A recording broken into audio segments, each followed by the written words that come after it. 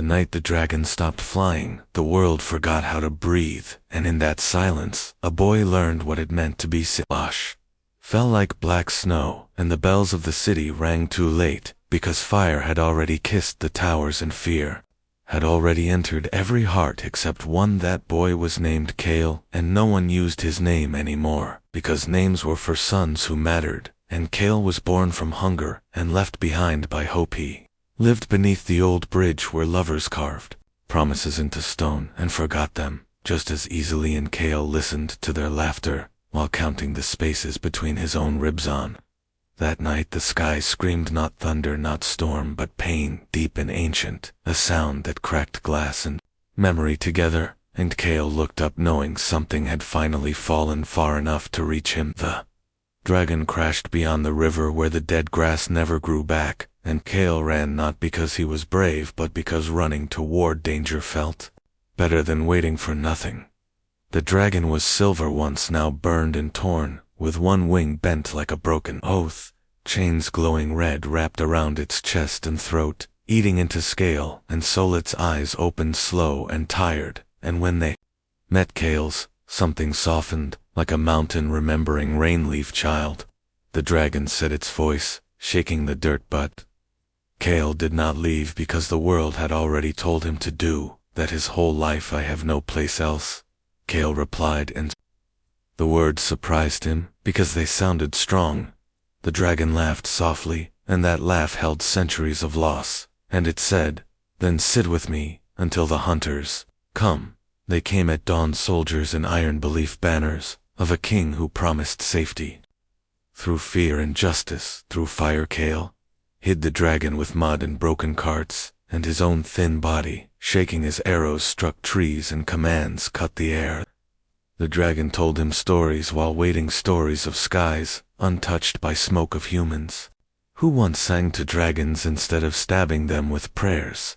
The king arrived last, his crown bright, his smile clean, and his voice gentle like poison wrapped in silkware. Is the beast? He asked Kale, as if asking for bread. Kale said nothing. They beat him, and the world shrank to sound and pain, and still Kale stayed quiet, because silence was the only gift he had ever kept. Burn it, the king said, and torches fell, and the river hissed, and the dragon roared, and something inside Kale cracked open wide. The dragon lifted its head, chains glowing brighter, and spoke loud enough for the sky to listen. Kale, my heart, my blood, you were never meant to survive this alone. The soldiers froze, the king stepped back, and Kale felt the truth before he understood it.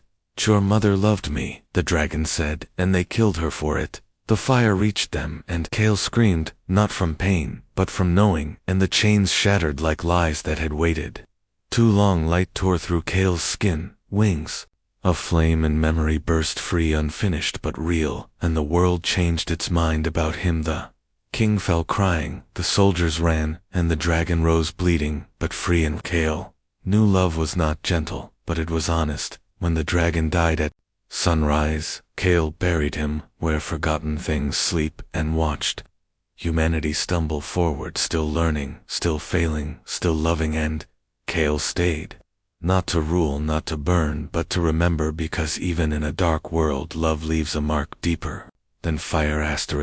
Kale stayed by the grave until the sky lost its color, and the birds forgot how to sing, because when the dragon died, the world felt unfinished, like a story torn before the last breath. People came, slowly at first, farmers' children broken, soldiers who had thrown away their armor, and they looked at Kale with fear and wonder, because rumors travel faster than truth. They said the dragon cursed the land, they said the boy carried fire in his veins, they said the end was walking on 2 feet. Kale did not speak, he never liked words, because words had never saved him before. He rebuilt the bridge stone by stone, where he once slept, and travelers began to rest there again, and they felt safe without knowing why. At night, Kale dreamed of wings that burned but did not destroy, and of a voice that said, watch them learn. One winter the sky cracked again, not with fire but with darkness, and something older than dragons crossed into the world. It came as silence, no birds, no wind, no prayer answered, and the ground turned cold, where it walked people called it the Veiled. King A being born before love, who fed on regret, and it followed. Kale because hope leaves a trail brighter than fear. A girl found Kale by the river one morning. Her hair white from shock, her hands shaking but her eyes alive. Her name was Mira, and she said the darkness took her city, but spared her because she refused to hate. Kale felt the dragon stir inside his bones. They traveled together through burned lands and quiet fields, and Mira spoke when Kale could not, and Kale listened when the world screamed. Soldiers tried to stop them, priests tried to bind them, and the Veiled King watched from far away, knowing time was on its side. One night surrounded by ruins, Mira asked Kale if he was afraid. Kale nodded slowly and said, "Fear means I still care." When the Veiled King finally stood before them, the sky bent inward, and memories fell like rain, and Kale saw every moment he had been unwanted, every time he had wished to disappear. The Veiled King smiled without a mouth, and said, "You are made of broken things. You cannot stop me." Kale stepped forward, shaking, and opened his hands, not in rage, but in offering, and said, "I know what broken means." The fire did not roar, it warmed, the wings did not spread, they shielded. Mira stood beside him, and sang a song with no words, only feeling, and the Veiled King screamed, because it had never learned that sound at dawn. The darkness retreated, not destroyed, but changed, and Kale fell to his knees, empty and alive. People would tell this story wrong. They always did, but Kale knew the truth. Love does not win by force, it wins by staying, and as long as someone stayed, the world would keep breathing.